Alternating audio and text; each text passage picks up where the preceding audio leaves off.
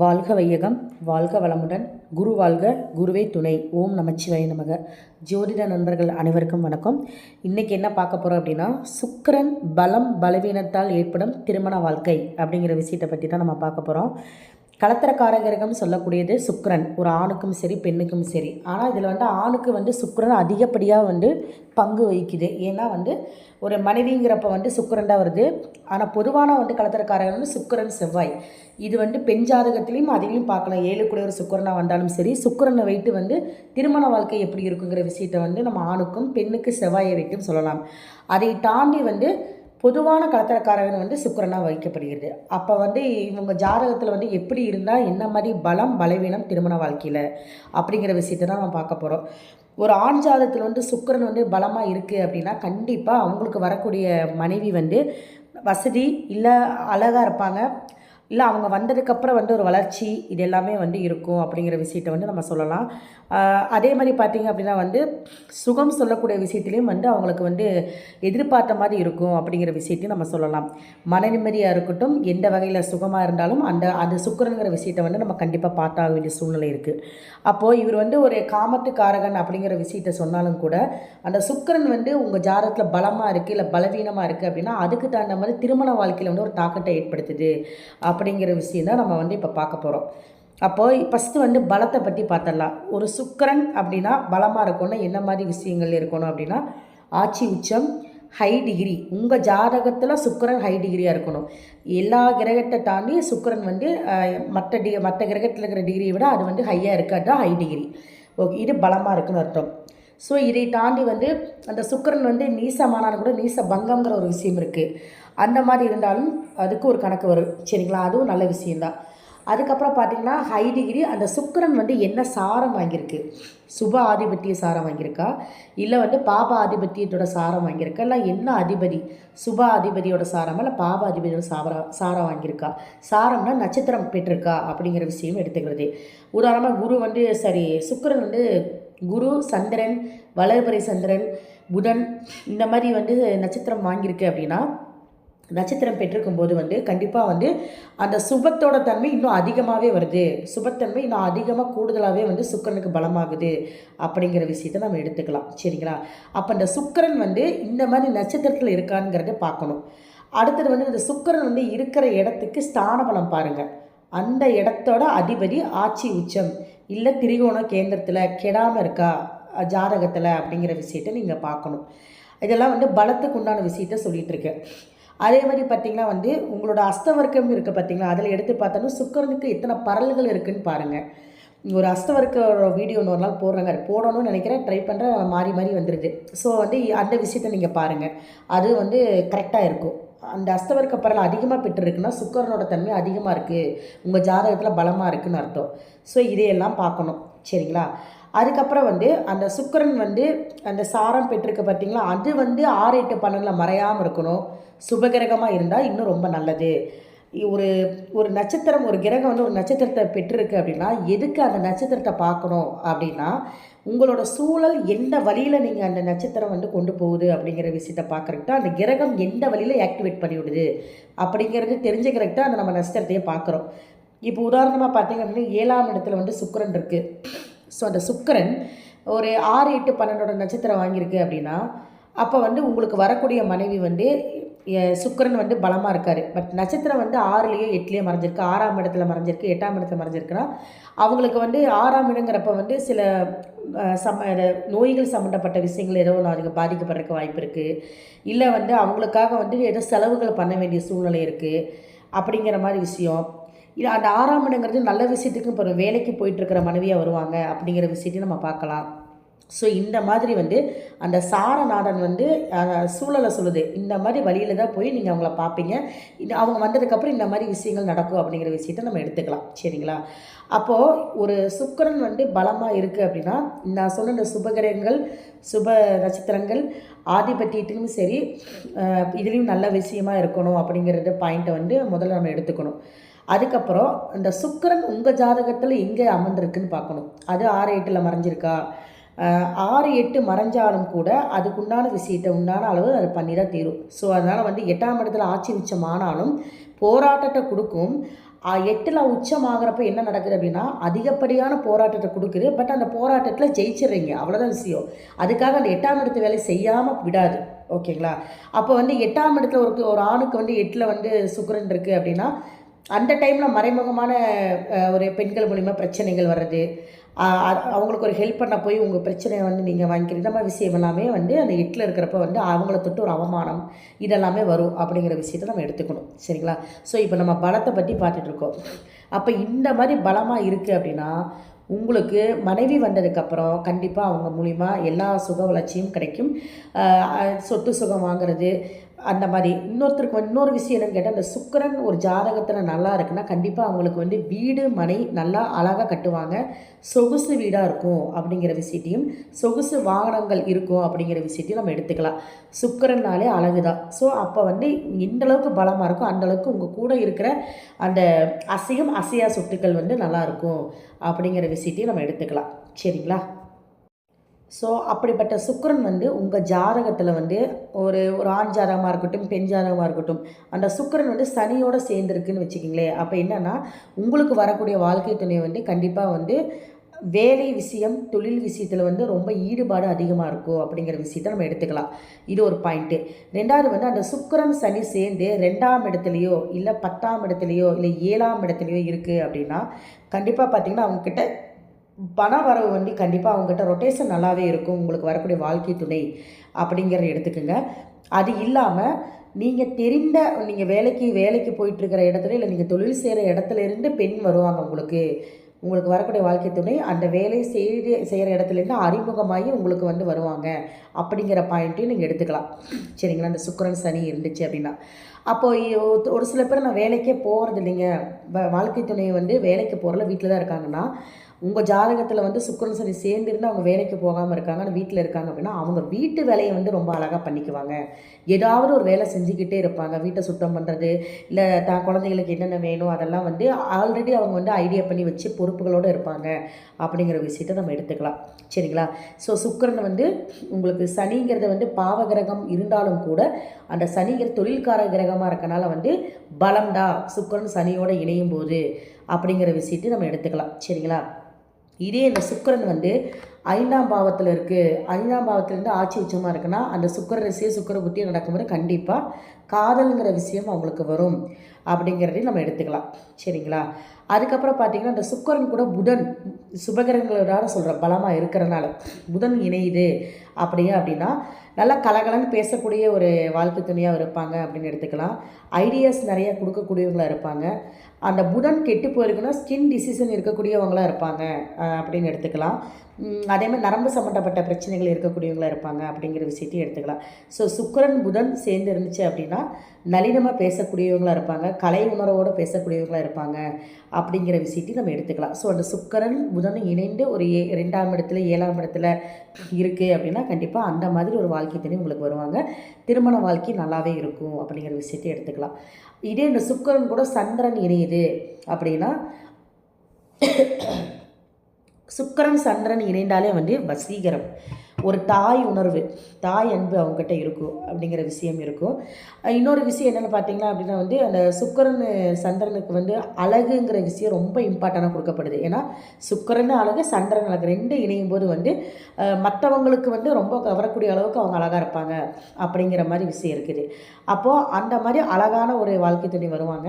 இதில் என்ன ஒரு விஷயம் மைனஸ் அப்படின்னா அந்த அழகுங்கிறது வந்து அதிகப்படியாக இருக்கும்போது வந்து என்னென்னா கண்டிப்பாக வந்து நிறையா மற்றவங்ககிட்ட பேசும்போது வந்து யதார்த்தமாக பேசுகிறது கூட தப்பாக போகிறதுக்கு வாய்ப்பு இருக்குது. அப்போ இந்த மாதிரி இருக்குது அப்படின்னா அவங்க வந்து எல்லாத்துக்கிட்டையும் அளவோடு இருந்துக்கிறது ரொம்ப நல்லது அப்படிங்கிற விஷயத்த நீங்கள் எடுத்துக்கணும். சரிங்களா? ஸோ இது வந்து தாம்பத்தியத்துக்கும் நல்லாயிருக்கும் அப்படிங்கிற விஷயத்தை எடுத்துக்கலாம். அடுத்தது பார்த்திங்க அப்படின்னா சுக்கிரன் செவ்வாய். இந்த செவ்வாய்ங்கிறது வந்து ஏன்னா கலத்திரக்கார கிரகமாகவே இருக்கிறனாலையும் சுக்கிரன் செவ்வாய் நட்பு கிரகமாக இருக்கிறனால வந்து இந்த கிரகமும் நம்ம வந்து பலமாக இருக்கிறதுக்கு வந்து எடுத்துக்கலாம் அப்படிங்கிற விஷயத்தை நம்ம ஏற்றுக்கலாம். சரிங்களா? ஒரு ஜாதகத்தில் சுக்கிரன் செவ்வாய் சேர்ந்துருந்தாலே அவங்க வந்து தாம்பத்திய வாழ்க்கையும் நல்லாயிருக்கும். அதே மாதிரி எல்லா விஷயத்துலையும் கொஞ்சம் வேகமாக இருப்பாங்க. எந்த ஒரு முடிவு எடுக்கிறதுனாலும் டக்குன்னு எடுப்பாங்க. அதுக்கப்புறம் பார்த்திங்க அப்படின்னா எதிர்பாலினத்தரோட அந்த ஈர்ப்பு அதிகமாக இருக்கும் இவங்கக்கிட்ட அப்படிங்கிற விஷயத்த நம்ம எடுத்துக்கணும். ஸோ வந்து பார்ட்னர்ஷிப் பண்ணி வேலை செய்கிறது, மனைவி வந்ததுக்கப்புறம் 2 பேரும் சேர்ந்து ஒரு தொழிலை தொடங்குறது, இதெல்லாமே பார்த்திங்கன்னா இந்த சுக்கிரன் செவ்வாயோடது நல்லாயிருக்குன்னு எடுத்துக்கலாம். சரிங்களா? ஸோ அது கெடாமல் இருக்கணும் உங்கள் ஜாதகத்தில். ஓகேவா? ஸோ இந்த சுக்கிர செவ்வாய் இணைந்திருந்தாலும் திருமண வாழ்க்கை நல்லாயிருக்கும். இதில் இன்னொரு விஷயம் லக்னத்துலேயோ இல்லை 7ஆம் இடத்துலையோ என்ன ரொம்ப சிறப்பு. ஏன்னா வந்து 2 பேர்ட்டையுமே கலத்திரக்கார கிரகமாக இருக்கும் பட்சத்தில் ஏதோ ஒரு பிரச்சனைகள் வந்தாலும் இவங்களுக்குள்ள அட்ஜஸ்ட் பண்ணி போயிடுவாங்க. சண்டை சச்சரவோட லைஃப்பை கொண்டு போவாங்களே தவிர பிரிவுங்கிற விஷயம் வந்து பெருசாக வர்றதுக்கு வாய்ப்புகள் இல்லை அப்படிங்கிற விஷயத்தை நம்ம எடுத்துக்கலாம். ஒரு ஜாதகத்தில் இந்த சுக்கிரன் செவ்வாய் டிகிரிலேயோ இல்லை ராசிலேயோ இணைந்திருக்கும் பட்சத்தில். ஓகேவா? நெக்ஸ்ட்டு பார்த்தீங்க அப்படின்னா சுக்கிரன் ஹை டிகிரியாக இருக்கிறது. இந்த சுக்கிரன் உங்கள் ஜாதகத்திலேயே வச்சு எல்லா கிரகத்தையும் தாண்டி இது ஹை டிகிரியாக இருக்குது அப்படின்னா, உதாரணமாக வந்து ஒரு எல்லா டிகிரியும் ஒரு 20 டிகிரிக்குள்ளே இருக்குது, இது மட்டும் 23 டிகிரி இருக்குது அப்படின்னா இது ஹை டிகிரி. ஸோ இது என்ன பலன் கொடுக்குன்னா, பொதுவாக ஆண் ஜாதகத்தில் சுக்கிரன் ஹை டிகிரியாக இருந்தால் கலத்திரக்கார கிரகம் இருக்கும் பட்சத்தில் வந்து என்ன ஆகுனா, இவங்களை வந்து அதாவது அந்த வாழ்க்கை துணை வந்து தன்னோட இந்த ஆண் ஜாதகத்தில் சுக்கிரன் ஹை டிகிரியாக இருக்கும் பட்சத்தில் வந்து மனைவி வந்து இவங்க அந்தளவுக்கு வந்து எதிர்பார்க்க தேவையில்லை. அவங்க எல்லாமே பண்ணிக்குவாங்க, எல்லா விஷயத்தையும் அவங்க பர்ஃபெக்டாக பண்ணுவாங்கங்கிற அசால்ட்டோடு இவங்க விட்டுருவாங்க. எதிர்பார்க்க மாட்டாங்க மனைவி கிட்ட அதிகமாக. எந்த ஒரு பாசமாக இருந்தாலும் அவங்க கொடுத்தா ஓகே அப்படிங்கிற மாதிரி. ஹை டிகிரி என்றைக்கும் நன்மையை தான் பண்ணும்.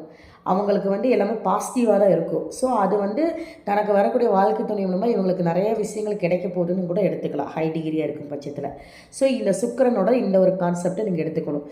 ஏன் இந்த சுக்கிரன் கூட சூரியன் இணைந்து ஒரே பாவத்தில் ஒரே ராசியில் இருந்து அஸ்தங்கம் ஆகாமல் இருந்துச்சு அப்படின்னா இவங்களுக்கு வந்து தாம்பத்திய வாழ்க்கையும் சரி பொருளாதாரம் சரி நல்லாவே இருக்கும் அப்படிங்கிற விஷயம் எடுத்துக்கணும். இது வந்து ஒரு பலத்துக்கு உண்டான அமைப்பு. ஓகேங்களா? ஸோ ஆல்மோஸ்ட் வந்து பலத்துக்கு உண்டான அமைப்பெல்லாம் சொல்லிட்டேன். இது வந்து இருந்தும் கூட இதோட தசாபுத்தி வரும்போது தான் இதோட பலன்கள் வந்து செயல்பாடுகளை அதிகப்படியாக காட்டும் அப்படிங்கிற விஷயத்தையும் நீங்கள் எடுத்துக்கணும். சரிங்களா? ஸோ அப்புறம் சுக்கிரன் லக்னத்தில் இருந்தாலும் பலம்தான், 4ஆம் இடத்தில் திக்பலமாக இருந்தாலும் நல்லது. ஒரு லக்னத்தில் வந்து லக்னாதிபதி நல்லா இருந்து 4ஆம் இடத்துல வந்து மனைவியோட இது ஸ்ட்ராங்காக இருக்குது, சுக்கிரன் திக்பலமாக இருக்குது அப்படின்னா கண்டிப்பாக வந்து கணவர் வந்து மனைவி கிட்ட கொஞ்சம் அமைதியாக போயிட்டாங்க அப்படின்னா எல்லா விஷயத்தையும் பொறுப்புகளையும் நிர்வாகத்திறமையும் அவங்க பார்த்துக்குவாங்க. ஸோ அவங்க அதிக பலமாக இருக்கிறனால தான் அவங்கக்கிட்ட பொறுப்புகளை ஒப்படைங்கன்னு சொல்கிறேன் நான். ஸோ அப்போ நீங்கள் அப்படி பண்ணுறப்ப என்னாங்கன்னா உங்களுக்கு அந்த பிரச்சனையும் குறையும், வீட்டுக்குள்ளே வந்து பிரச்சனைகள் பெருசாக வராது.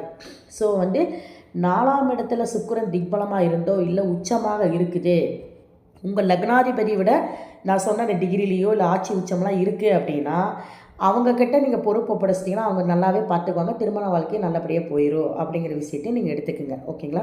ஸோ இதெல்லாமே வந்து பலத்துக்கு உண்டான அமைப்பு சொல்லியிருக்கேன். இப்போ நெக்ஸ்ட்டு பலவீனமாக இருக்குது சுக்கிரன்.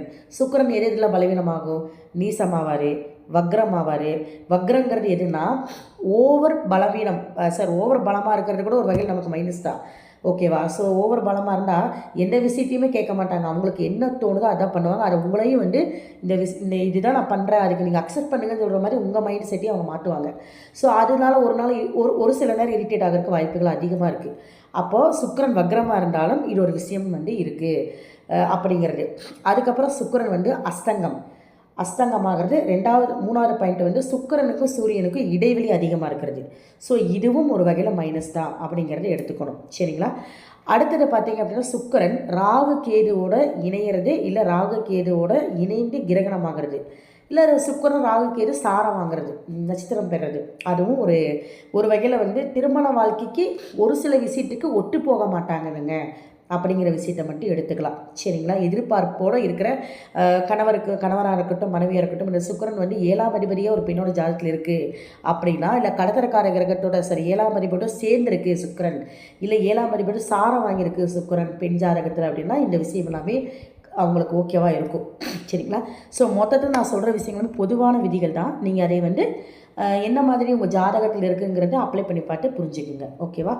அப்போது இந்த சுக்கிரன் வந்து நட்சத்திரம் வாங்குறதும் 8 குடையரோடதோ 6 குடையோட நட்சத்திரம் இல்லை அசுப கிரகத்தோட நட்சத்திரம் இந்த மாதிரிலாம் பெற்றாலும் கூட அவங்களோட தன்மை வந்து திருமண வாழ்க்கையில் வந்து சில விஷயங்கள் வந்து ஒரு ஒரு சச்சரவோடது, அதாவது ஒரு சங்கடத்தோட சண்டையோட ஓடுது அப்படின்னு சொல்லிடலாம். ஸோ இதை தாண்டி இந்த சுக்கிரன் வந்து எதில் வந்து ரொம்ப கெட்டு போகுது அப்படிங்கிறப்ப வந்து நம்ம இந்த பாயிண்ட் எல்லாம் சொல்லிட்டோம். இதில் வந்து லோ டிகிரி, இருக்கிற டிகிரிலே வந்து ரொம்ப குறைவான டிகிரி சுக்கிரன் பெற்றிருக்கு அப்படின்னா என்ன ஆகும்னு பார்த்தீங்கன்னா, ஒரு ஆண் ஜாதகத்தில் சுக்கிரன் லோ டிகிரியாக இருக்குது அப்படின்னா 0 டிகிரிலேருந்து கணக்கு வச்சுக்கோங்க. உங்கள் இருக்கிற கிரகத்திலேருந்து எது எது குறைவான டிகிரியாக இருக்கோ அது சுக்கிரன் பெற்றுனா அது லோ டிகிரி அப்படிங்கிற எடுத்துக்கணும். அப்போ அந்த பெண் மூலிமா இவருக்கு அதிகமாக எக்ஸ்பெக்டேஷன் வைக்கும்போது என்ன ஆகுனா, அது வந்து லோ டிகிரி எப்போவுமே வந்து நிறைய விஷயத்தை எதிர்பார்க்க வைக்கும். அப்போ அவங்கக்கிட்ட வந்து நீங்கள் நிறைய விஷயம் செய்தாலும் கூட ஒரு எது வாங்கி கொடுத்தாலும் சரி, எது பண்ணாலுமே திருப்தி அடைய மாட்டாங்க அப்படிங்கிற விஷயத்த நீங்கள் எடுத்துக்கணும். ஓகேங்களா? எப்பவுமே லோ டிகிரினால நமக்கு பயன் கிடையாது. பட் அதை தொட்டு எந்த விஷயத்தை பண்ணாலுமே நமக்கு அது மன நிம்மதி குறையும், பெனிஃபிட் குறைவு அப்படிங்கிற விஷயத்த நீங்கள் எடுத்துக்கணும். அப்போது ஒருத்தருக்கு வந்து சுக்கிரன் லோ டிகிரியே இருக்குது அப்படின்னா, அந்த காரகத்தை தொட்டு தொழிலும் நீங்கள் பண்ணாலும் கூட பெருசாக பெனிஃபிட் இருக்காது அப்படிங்கிற விஷயத்தை நீங்கள் எடுத்துக்கோங்க. அப்போ இந்த ஒரு பெண் ஜாதகமாக இருக்குது, 7ஆம் அதிபதி சுக்கிரனாக இருந்து அந்த அந்த லோ டிகிரியாக இருக்குது அப்படின்னா, என்ன தான் கணவருக்கு நீங்கள் எவ்வளோ பண்ணினாலும் ஏதோ ஒரு குறை சொல்லிகிட்டே இருப்பார், ஒரு திருப்திங்கிற நிலை குறைவுதா அப்படிங்கிற விஷயத்த நீங்கள் எடுத்துக்கணும். அப்போ இது ஒரு மைனஸ்ஸு. அடுத்து ராகு கேது சாரமோ இல்லை அஸ்தங்கமாக இருக்குது அப்படின்னா கண்டிப்பாக வந்து எதிர்பார்ப்பை குறைச்சிக்கிறது நல்லது. ஸோ இது எல்லாமே எதிர்பார்ப்பை தான் சொல்கிறேன். வாழ்க்கை வந்து இதெல்லாம் சாரம் வாங்கியிருக்கு, நட்சத்திரம் பெற்றிருக்கு, நீசமாயிருச்சு, வக்ரமாயிருச்சு, வாழ்க்கை அவ்வளோதான் அப்படிங்கிற மாதிரிலாம் நீங்கள் மைண்ட் செட்டுக்கு போக வேண்டியதே இல்லை. எல்லாமே தசாபுட்டி நடத்தணும். அதை நம்ம நிறைய விஷயம் பார்க்க வேண்டியிருக்கு. அந்த சுக்கிரன் என்னென்ன கிரகம் பார்க்குது, அது ஸ்தானபலம் இருக்கா, இதெல்லாம் நம்ம பார்த்து தான் முடிவு பண்ணணும். ஸோ ஒரு சில விஷயம் இருக்குன்னா நீங்கள் வந்து எதிர்பார்ப்பை குறைச்சிக்குங்க. உங்களுக்கு வரக்கூடிய வாழ்க்கை துணைக்கிட்ட எக்ஸ்பெக்டேஷனை குறைச்சிக்கிட்டீங்க அப்படின்னா கண்டிப்பாக உங்களுக்குள்ள பிரச்சனைகள் வராது. இன்னொரு விஷயத்தையும் கூடுதலாக சேர்த்துக்கிங்க. இந்த மாதிரி சுக்கிரனுக்கு பலவீனமாக இருக்கும்போது என்ன ஆகுனா, அவங்க என்ன சொல்கிறாங்களோ அதை நீங்கள் கேட்கணும்னு நினைப்பாங்க. அப்போ உங்களுக்கு பிடிக்காத விஷயத்தை கூட இதை பண்ண வேண்டாம்னு சொன்னால் கூட அதை பண்ணணும்னு நினைப்பாங்க. பிடிவாதம், கோபம் அந்த இடத்துல அதிகமாக இருக்கும் அவங்கக்கிட்ட, தனக்கு வரக்கூடிய வாழ்க்கை துணைக்கிட்ட அப்படிங்கிற விஷயத்தை நீங்கள் எடுத்துக்குங்க. ஓகேங்களா? அடுத்து வந்து சுக்கிரன் வந்து பலவீனமாக இருக்குன்னா அவங்கக்கிட்ட செக்ஸுவல் விஷயமும் கொஞ்சம் அதிகப்படியாக தென்படும். அப்போ வந்து இங்கே நார்மலாக இருக்குது அப்படின்னா இங்கே வந்து ஒரு பலவீனமாக இருக்கும்போது ரெண்டுமே செட் ஆகாது. அப்போது ஒரு சில விஷயம் ஒரு சில டைமு அப்படிங்கிற மாதிரி எல்லா விஷயத்தையும் கொண்டு போயிட்டு ஒரு இதில் இருப்பாங்க. ஒரு சில ரகம் சுக்கிரன் பலமாக இருக்கிறவங்க. சுக்கிரன் பலவீனமாக இருக்கிறவங்க அதை புரிஞ்சிக்க மாட்டாங்க. ஸோ எந்த விஷயத்தையும் உடனே வந்து இது வேணும்னா அதே வாங்கி தரணும்னு நினைப்பாங்க. இந்த இடத்துக்கு போகணும்னா உடனே முடிவு பண்ணி போகணும்னு நினைப்பாங்க. இந்த மாதிரி விஷயத்தை எல்லாமே வந்து இவங்ககிட்ட வந்து ஆர்கியூமெண்ட் அதிகமாக இருக்கும். அந்த சுக்கிரன் வந்து பலவீனமாக இருக்கிறவங்க புரிதல் தன்மை குறைவாக இருக்கும். இவ்வளோதான், இந்த விஷயத்தை நீங்கள் எடுத்துக்கிட்டால் போதும். அப்போது ஒருத்தருக்கு சுக்கிரன் வந்து ராகசாரம் வாங்கினா அவங்களுக்கு வந்து அதில் அதிக ஒரு ஜாலியாக இருக்கணும், எந்த நேரமும் வந்து ஹாப்பியாக இருக்கணும்னு நினைக்கிற கேரக்டர் இருப்பாங்க. இதே ஒருத்தருக்கு இருக்கிறவங்களுக்கு வந்து இன்னொருத்தருக்கு சுக்கிரன் கேது சாரம் வாங்கியிருக்குன்னா கண்டிப்பாக ஆப்போசிட்டாக இருக்கும். இந்த சுக்கிரன் கேது சாரம் வாங்கினவங்க எப்படி இருப்பாங்க, அவங்களோட தன்னிலை, அவங்களோட நிலை, அவங்கள ஒரு வட்டத்துக்குள்ளே இருப்பாங்க. யாருக்கிட்டையும் அவ்வளோக்கா மிங்கிளாக மாட்டாங்க, பற்றுங்களை அந்தளவுக்கு வச்சுக்க மாட்டாங்க, உறவுகளுக்கிட்ட அந்தளவுக்கு ஒரு சுமூகமாக பழக மாட்டாங்க. ஸோ இந்த மாதிரி ஒரு ஆப்போசிட் வரும்போது நீங்கள் அதுக்கு தகுந்த மாதிரி திருமண வாழ்க்கை பொருத்தம் பார்த்துக்கிறது நல்லது. ஓகேங்களா? ஸோ நெக்ஸ்ட்டு பார்த்தோம் அப்படின்னா வந்து அஷ்டங்கமானாலும் சரி, அதே மாதிரி கிரகணமானாலும் இதே பலன் தான் வரும். ஓகேங்களா? அப்போ இவங்களுக்கு இந்த ஏதாவது வந்து ஒரு அசையாக சொட்டு ஒரு வண்டி வாங்கினோம்னா சொகுசாக அமையிறது வந்து ரொம்ப போராடி இல்லை அதை வாங்கினதுக்கப்புறம் ஒரு திருப்தி இல்லாமல் மறுபடியும் திருப்பி கொடுக்குறது, இந்த மாதிரி விஷயம் எல்லாமே இந்த சுக்கிரன் பாதிக்கப்பட்டது தான் நடக்கும் அப்படிங்கிறத எடுத்துக்கலாம். சரிங்களா?